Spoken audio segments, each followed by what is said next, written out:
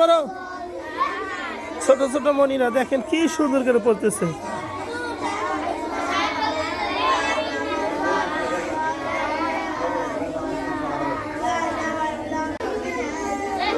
আলহামদুলিল্লাহ আমাদের কামাঠিয়া কবরস্থান মাদ্রাসার ছাত্ররা জালালি খতম পড়তেছে। এলাকার একজন মানুষ অসুস্থ, সে বারবার বলছে আমাদের হুজুরকে, বড় হুজুরকে যে একটা খতম পড়তে হবে। আলহামদুলিল্লাহ দেখতে পাচ্ছেন কামাঠিয়া কবরস্থান মাদ্রাসার ছাত্ররা জালালি খতম করতেছে।